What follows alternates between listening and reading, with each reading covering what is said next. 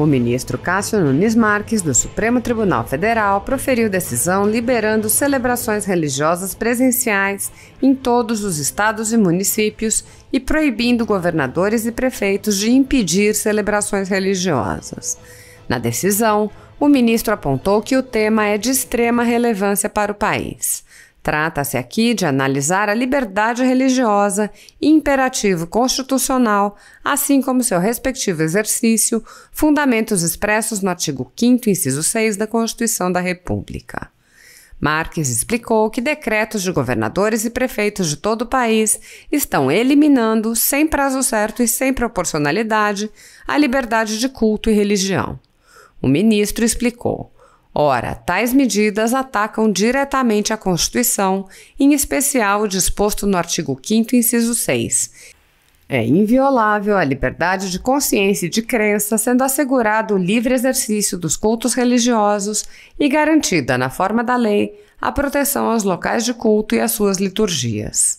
O ministro disse: a lei, decreto ou qualquer estatuto que, a pretexto de poder de polícia sanitária, elimine o direito de realizar cultos, presenciais ou não, toca diretamente no disposto na garantia constitucional. Ouça trechos da decisão. No mérito, a autora tem razão. Os atos normativos apresentados na inicial demonstram que há, de fato, uma situação segundo a qual a disciplina é desuniforme sobre a liberdade de culto durante a epidemia de Covid. Enquanto em alguns municípios e estados o culto presencial é simplesmente proibido, em outros ele é tolerado dentro de certas regras restritivas do contato interpessoal. Em tal contexto, a questão constitucional fundamental que surge e que justifica um remédio de controle concentrado como a DPF é a de saber se cada ente federado pode efetivamente proibir a realização de culto presencial em dadas fases da epidemia ou se pode apenas restringir a presença do público e impor medidas de distanciamento social. Este é o cerne da controvérsia nesta ação e que não só autoriza, como recomenda, a ativação da jurisdição constitucional deste Supremo Tribunal Federal. Há plausibilidade na tese sustentada pela autora, segundo a qual a proibição total da realização de cultos religiosos presenciais representa uma extrapolação de poderes, pois trata o serviço religioso como algo supérfluo que pode ser suspenso pelo Estado sem maiores problemas para os fiéis. Essa visão do fenômeno religioso, no entanto, não tem respaldo constitucional. Antes, ao contrário, a Constituição de 1988, embora consagre expressamente a separação entre igrejas e estados, estabelece um conjunto de garantias para que a liberdade religiosa possa ser exercida em toda a sua dignidade. Por exemplo, quando admite a convicção religiosa como motivo para a recusa ao serviço militar obrigatório, quando tolera o ensino religioso, quando atribui efeitos civis ao casamento religioso, etc.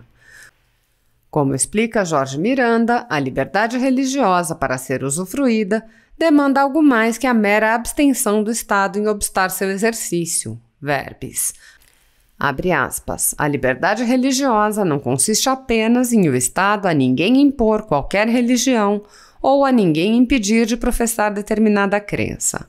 Consiste ainda, por um lado, em o Estado permitir ou propiciar a quem seguir determinada religião o cumprimento dos deveres que dela decorrem, em matéria de culto, de família ou de ensino, por exemplo, em termos razoáveis.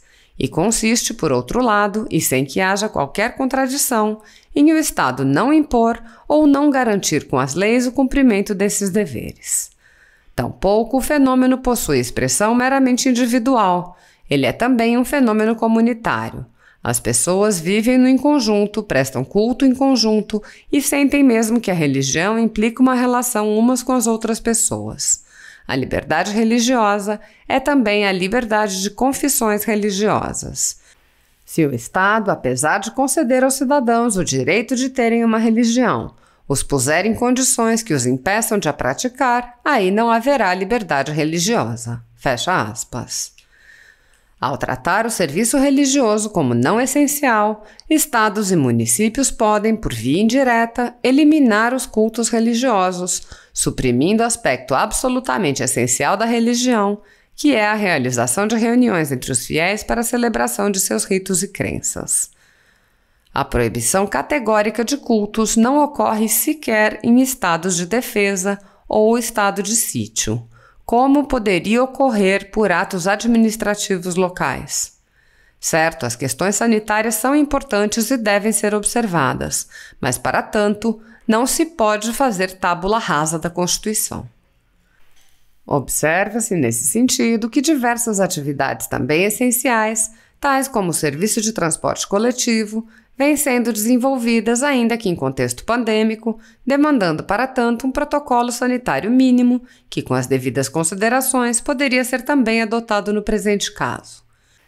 É importante reconhecer que o transporte coletivo tem sido considerado essencial, a exemplo de mercados e farmácias, que de fato o são. Tais atividades podem efetivamente gerar reuniões de pessoas em ambientes ainda menores e sujeitos a um menor grau de controle do que nas igrejas. Por isso mesmo, a partir da constatação dessa realidade, não vejo como se possa simplesmente vedar a abertura dos templos e igrejas.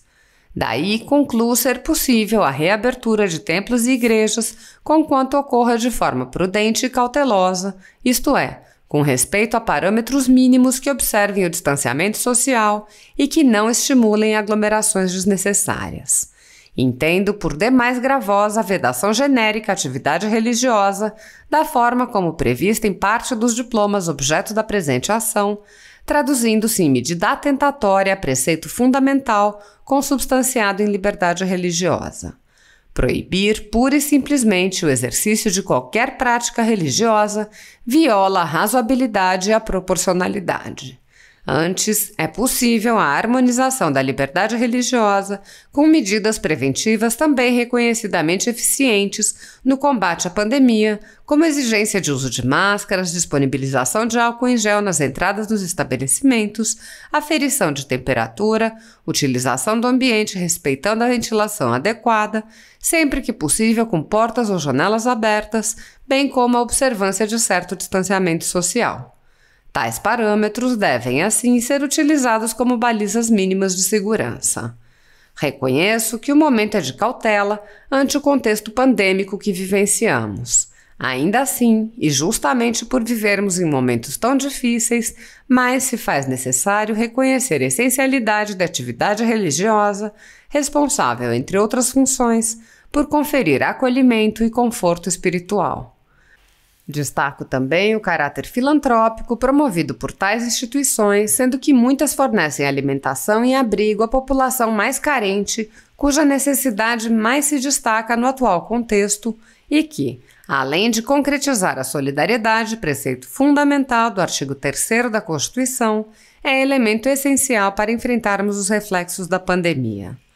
Para além da plausibilidade jurídica, considero ocorrer no caso também o perigo na demora.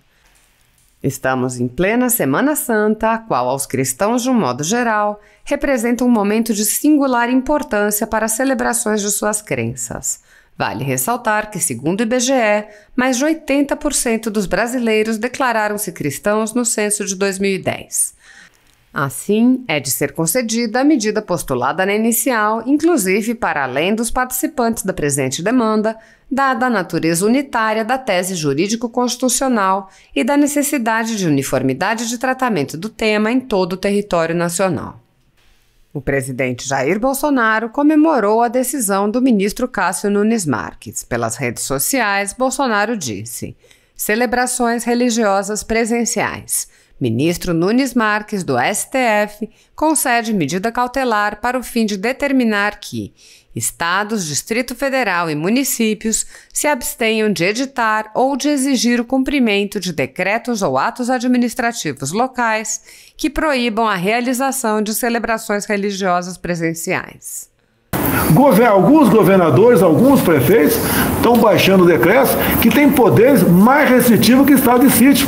E olha que o estado de sítio, você parlamentar sabe disso, eu baixo o decreto, mas só entra em vigor depois do Congresso dizer sim. Enquanto o Congresso não se manifestar, não vale o estado de sítio. E hoje em dia qualquer governador, qualquer prefeito, tem os responsáveis, mas tem aqueles que abusam. Baixa o decreto que se explode no mundo. Como, por exemplo, entram nos direitos e garantias fundamentais. Está na Constituição uma questão de tempos religiosos. Não interessa se a igreja é evangélica ou se é católica. A liberdade de culto é sagrada, está lá na causa pétrea da nossa Constituição. Não tem que mexer nisso. O direito de viver também é sagrado. Agora, é inadmissível o que vem acontecendo. Então, é difícil falar, né? Mas a gente espera que o Supremo Tribunal Federal reveja certas decisões. Todos nós podemos errar, nos equivocar. Eu já errei o voto meu, você deve ter errado o voto teu, porque você votou, se arrependeu. Isso acontece. Agora, esse excesso de poder, o poder absoluto, mais que está de sítio, para governadores e prefeitos, isso realmente não dá para a gente admitir. A gente vê cenas lamentáveis, né, de agentes de segurança, guardas municipais, batendo, dando soco na cara de trabalhador, algemando o trabalhador que está empurrando uma carrocinha de verdura. Isso é um crime que está acontecendo. Agora, isso vai ter um limite um dia. Não pode continuar acontecendo essas coisas e nós assistimos passivamente isso aí. Agora, realmente, esses superpoderes não é possível. Decretos mais restritivos que até mesmo o estado de defesa ou o estado de sítio em nosso país. Presidente, posso falar ainda?